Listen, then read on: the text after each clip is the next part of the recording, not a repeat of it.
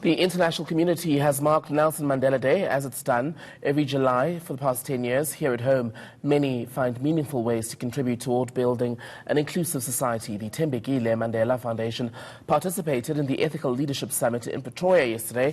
It's the first of a series of Mandela Talks that will commemorate the late statesman's birthday. To tell us more about this initiative, we can speak to the foundation's COO, Liaquat Azam, who joins me now in studio. Liaquat, a very good morning to you. Thank you for coming in. So, a great deal of focus from the summit on ethical leadership.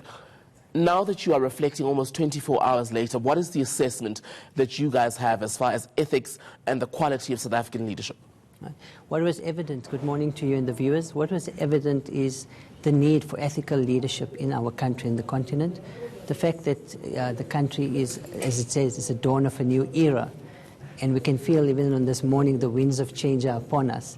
The important is what are the values that will underpin the quality and the cadre of leadership that would able to take South Africa forward. And that was very evident yesterday. And one of the things you sought to do was to make sure that these conversations are intergenerational. Why is that of particular importance to you? Okay. Why it's critical is that, you know, every leader operates within a particular context. There was a context that Nelson Mandela and his comrades and colleagues led with and led in, and there's a different context that we find ourselves today. There's a unique context. Understanding what informed the decisions that were taken in that time. You know, as Mandela Mandela mentioned yesterday, she says granddad Nelson Mandela, his mandate was on political liberation. You know, his mandate was to emancipate and liberate us politically, which he achieved with him and his colleagues. What is our mandate now?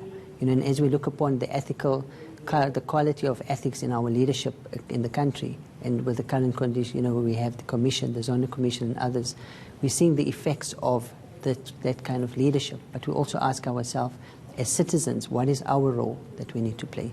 And the young people who took part, I'm curious about how they've been able to merge the immediate needs of job creation, quality education, as well as this focus on ethical leadership, because oftentimes the latter isn't as big a talking point because people do need to deal with the first two, which are day-to-day issues. Right, yes. I think what the youth remember, at the root of all development is effective leadership.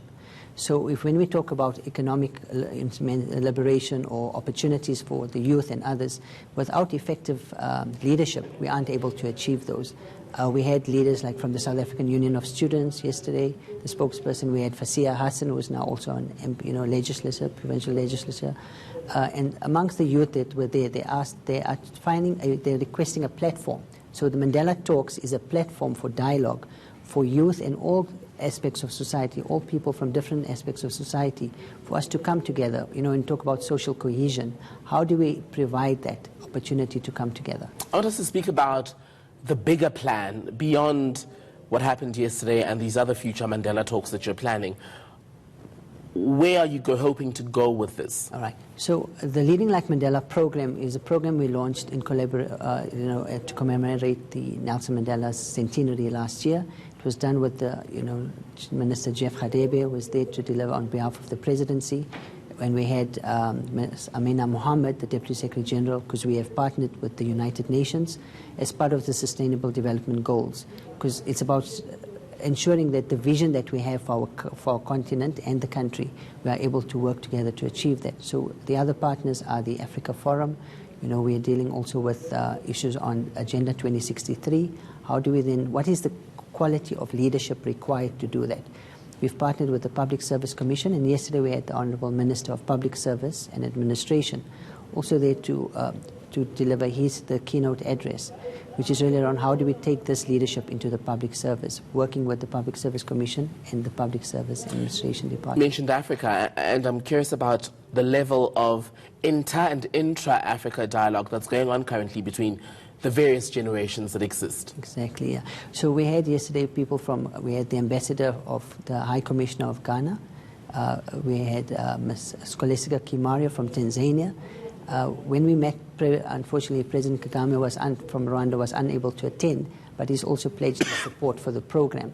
So the intention and the work that we're doing currently is to be able to take this forward in improving dialogue on the continent towards sustainable development, towards Agenda 2063, and then in our country to support the President and our people really on the objectives we set in the NDP. Thank you so much for your time this morning. Thank you so much.